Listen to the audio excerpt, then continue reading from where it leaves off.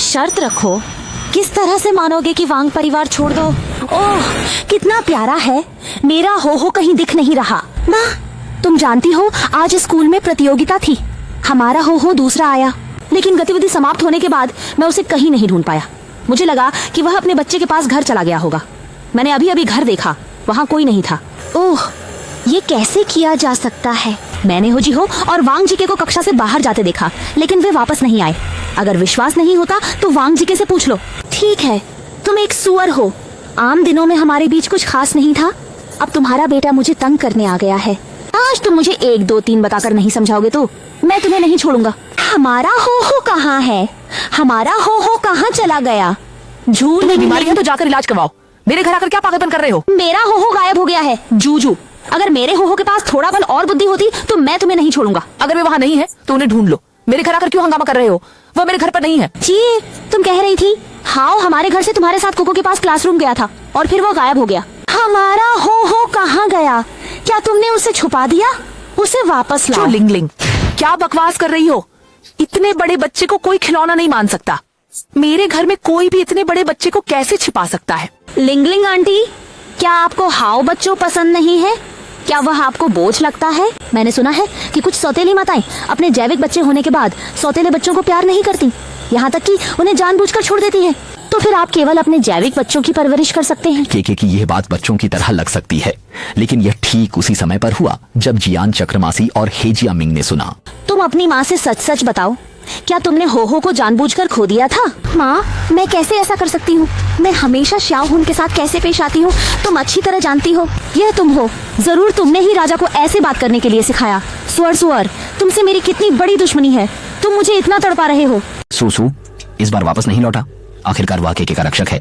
केके के प्रति तुम्हारी सारी जिम्मेदारी स्वीकार करो। जिया, जैमिंग, केके की बातें जो छोटी उम्र में बोली जाती हैं, तुम सब उसे दिल पर मत लेना। हो सकता है हाओ कहीं खेलने गया हो। तुम सब इत्मीनान रखो। पिग्गी आंटी ने मुझे कुछ भी बकवास न कहने को कहा है। तुम खुद अस्पताल में अपने रिश्तेदारों के साथ बात कर रहे थे, कह रहे थे कि तुम्हें खट्टा खाना पसंद है, तुम्हारा बेटा होने वाला है, और कह रहे थे कि दादी और चाचा छोटे भाई के जन्म का बेसब्री से इंतजार कर रहे हैं। यह बात हे जिहाओ ने सुन ली।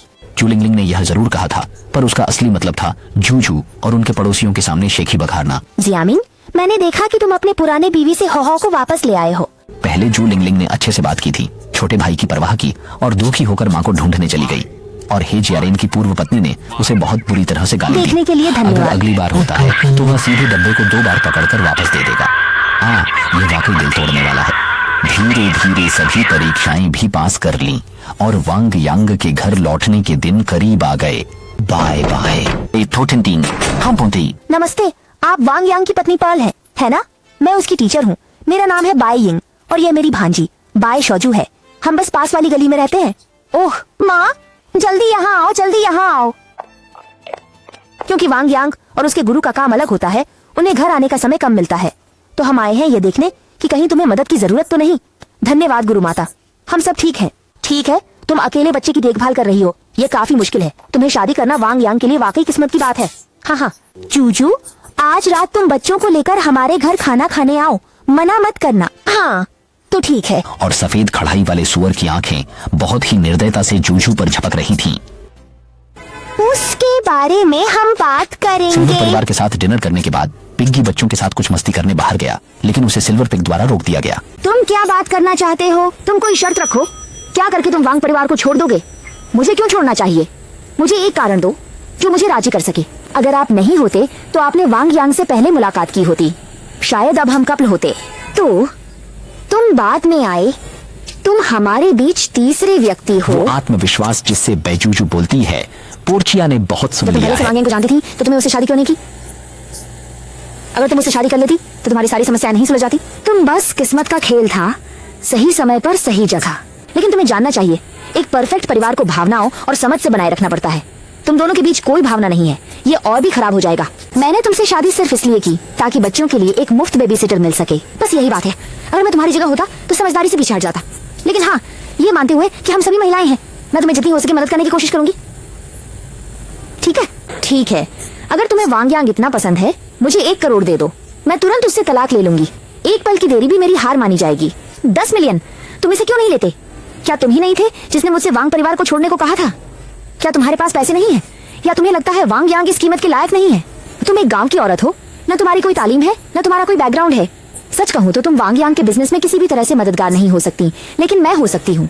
मेरे पिता एक उच्च रैंक वाले नौसैनिक थे और मेरे चाचा नौसैनिक प्रशासन के प्रमुख थे। कोई फर्क नहीं पड़ता, वांग यांग हमेशा मदद के लिए होते हैं। अगर तुम जाने के लिए तैयार हो तो मैं तुम्हारे लिए एक नौकरी का इंतजाम कर सकता हूँ और तुम्हारे रहने खाने की भी व्यवस्था कर दूंगा। वाई शुजू ने दिखा दिया कि उसके असली इरादे क्या हैं। उसने मान लिया कि झूझू जैसी एक गांव की औरत उसकी सही प्रतियोगी नहीं है। जूजू, क्या मैंने तुम्हें मूर्ख कहा? तुम्हारी ये बातें, वांग यांग से शादी करने से मुझे भी ये सब मिल सकता है, तो इसलिए मैं उससे क्यों तलाक लूं आपसे? तुम दोनों ने एक अजनबी मगर थोड़ा पहचाना चेहरा कैसे पाया? सुअर के सामने वांग यांग वापस आ गया। हमारा हीरो वापस आ गया।